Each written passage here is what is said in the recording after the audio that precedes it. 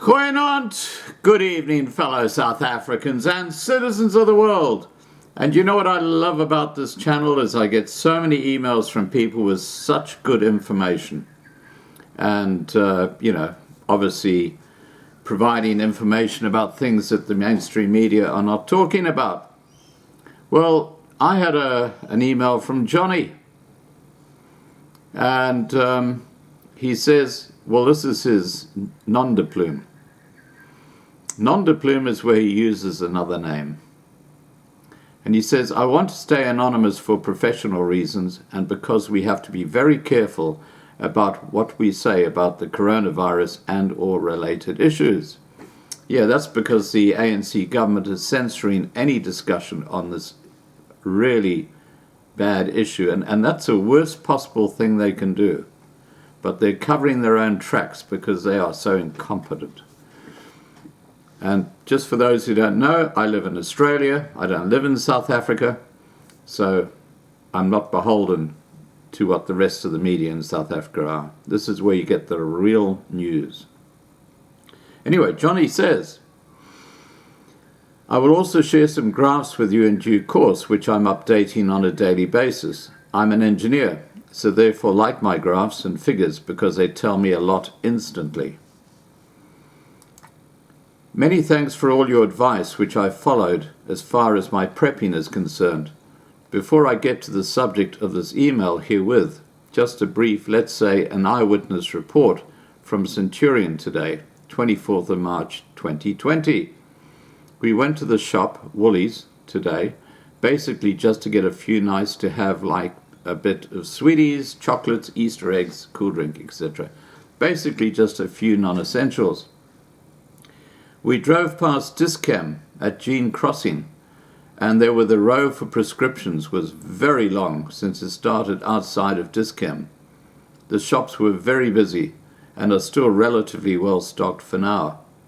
It seems as if their supply chains are still functioning well, but I doubt whether it will last very long, looting of trucks, etc. And that's going to be one of the huge potential issues. Think about it.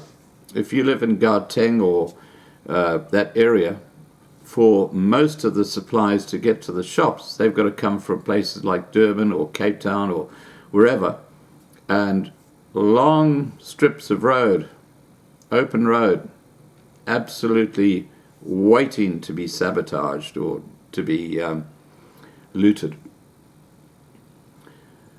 One aspect that you did not yet discuss is how to deal with solid waste for a number of weeks if there was no waste collection. This is a huge issue, and we have not really had some feedback on this, so this is so important. He says, if you already did so and I missed it, then please accept my sincere apology. Well, we haven't, so this is great. Nevertheless, let me set the scene. I live in a large complex where there are in excess of 130 units. Now, a lot of my subscribers can basically sympathize or empathize with the situation because they're probably in a similar situation. Our solid waste is collected on a weekly basis, and it is always shocking to see just how many solid waste households in our complex generate. Many of the bins are filled far beyond their capacities. Now, imagine if you've got to wait for 3 weeks for these guys to come around. This is what we're talking about here. We also have these large bins with the 2 wheels. Sorry, I honestly don't know their correct name. Furthermore, there is not much of a culture or habit of recycling among South Africans.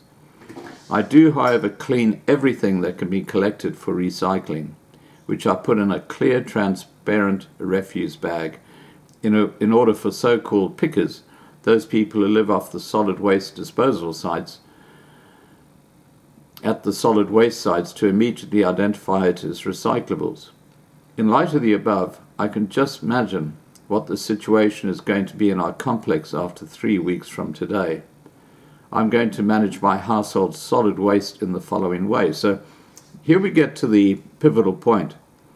If you're in one of these big complexes and, your solid waste is not going to be picked up for 3 weeks, here's a way to actually minimize what you throw in the bin.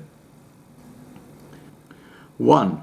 As per usual, clean any recyclable waste and store it for now. 2. Use all organic waste, e.g. peels, coffee nut, used tea bags, etc., for fertilizer. 3. Keep my waste dry, and by this I mean that I will, for instance, let plastic bags that contain meat, chicken, or whatever dry in the sun before I throw it into my bin.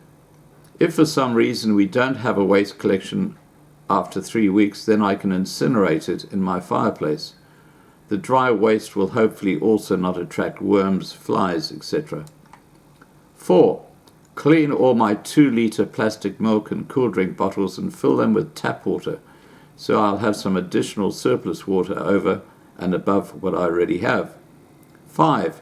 Keep my bin clean and disinfected. In short, clean recyclable waste and store. Use organic materials in my small garden. Keep my bin dry and use my plastic bottles. And he concludes by saying, it was nice talking to you, and by the way, I just love your greeting because it's always so warm and you sound so positive. Many thanks for keeping us informed and bringing us the real news. Well, that's my intention.